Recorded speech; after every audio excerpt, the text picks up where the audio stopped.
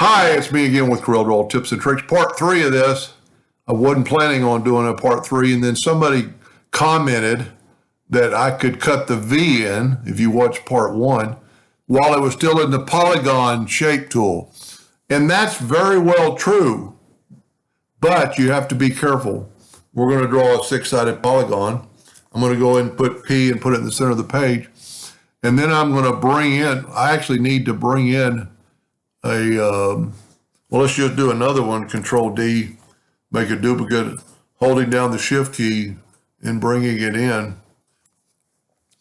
And then this way you can do the same thing to it, because we need to take this and with the shape tool, holding down the control button and kind of make it flat like a star. Well, to make this work right, you need to be able to get from there to there, and there's going to be a midpoint right there. So we need to draw a line from that node to that node, because now when we use the shape tool, this node needs to be on that line. And that's not that important, but what I'm going to do now, I'm going to delete that line. The viewer or subscriber suggests that I could cut the V in right now by adding node. That's very well true. But let's do this. Let's Control G to group it, and then let's rotate it 60 degrees. Well, 30 degrees to get it perpendicular right here. And now we're going to draw a 2-point line from the center, holding down the control button so it's perfect. And now we're going to double click on the rotation and move the rotation to the center. Doesn't look like it is, but it is. I'm going to rotate it 10 degrees. And then I'm going to Control D, and I'm going to rotate it a negative 10 degrees. So we got that shape. Because when we add nodes, we want them on that line. So what we're going to do, we're going to add a node right there. Well, I got to ungroup it because I grouped it together. Go to Object, Group, and Ungroup. So it's still in the polygon mold. I'm going to double click and put a node there. But I actually put it on that line, so that's not going to work. Let's back up here. Let's double click and put a node there, but let's move it to that line. Double click, put a node there, and move it to that line. Now we're actually going to need a straight perpendicular line. So I'm going to draw a 2-point line, put it in the center of the page. That's going to give us something to go off of. So I'm going to click with the shape tool, click on our item. Well, I'm not in the center of the page. Something's off, but let's just do this. Let's just delete that. And let's just draw a 2-point line. Yeah, I'm off quite a bit. You know what? My center rotation wasn't in the center. Let's start over.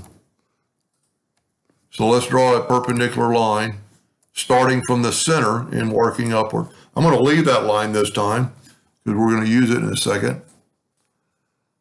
I'm going to double click on that line and put it on that node. Now I'm going to rotate it that 10 degrees. Control D and rotate it a negative 10 degrees. Now it's more perfect. Now I can add my nodes, and I'm going to move that node to that line. And then I'm going to move that node to that line. I'm actually going to move that node to that line. And then I'm going to come down with my V and put it on that line. If you don't, well, I'm off right there. Evidently didn't get rid of that line. So now we should have a perfect V, because if you don't do that, it's not going to rotate. So let's do this. For those of y'all watch, y'all know I hit the calculator a lot. And we're just going to test it. Now I'm going to go ahead and rotate it back to 0.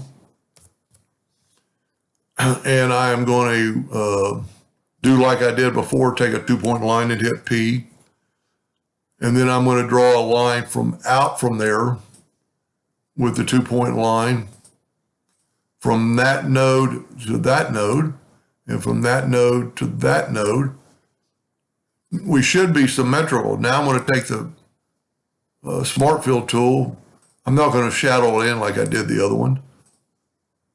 But if we group these together, Control G and then Control D, and then move the center to this, you know what, I'm going to bring in indexing lines. You know what I'm going to do? I'm going to also get rid of that line. We're in the center. I'm going to rotate it 60 degrees. If I did not do what I did, these two lines right here would not match. I'm going to go ahead and finish this because it is a pretty cool project. I'm going to put another line, a 2-point line from there to there. I'm going to go ahead and use that color. I kind of like it. Be a little different. Smart Fill tool. Well, I need another line. I need 2 more lines. Take the 2-point line, go from there to there, there to there. And now use the Smart Fill tool. And also, I kind of started thinking the other day, I said you probably couldn't use the attribute eyedropper, but you really can on this. We're going to go here and we're going to add a black to make it a little darker. We'll bring that down a little bit. Whoop.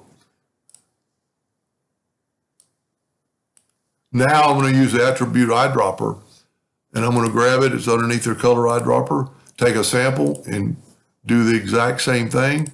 Doesn't look quite as good as my green. I'm going to Control G to group that together. But I'm also going to delete my lines. Now I'm going to Control D and make a duplicate. And if you didn't watch parts 1 and 2, you might want to watch them to figure out how we put that shadow around it, just a slight shadow. And then we can rotate this 60 degrees. Control D, Control D, Control D, Control D. My V is quite a bit more pronounced than my first one. I just realized. I'm going to go ahead and finish the project. If you've seen it, you don't have to watch it. We're going to take a box, a rectangle, using the Smart Fill tool, but we're going to use a black because that's the color we eventually want. And don't forget to fill in the center. And then you can actually fill in the black part. I'm going to zoom it all the way over there. I'm going to go to Effects, Blur, Gaussian Blur, blur it quite a bit. Hit OK. Get rid of our box. Get rid of our indexing lines. Go ahead and go to Object, Order, back a page, and then when we move this over, it should be back below the blue. Nope, didn't work. Well, I went too fast. Gaussian blur is almost like anything else, is going to slow down your computer. Go to Object, Order, back a page. And then you get that slight haze blur behind your object.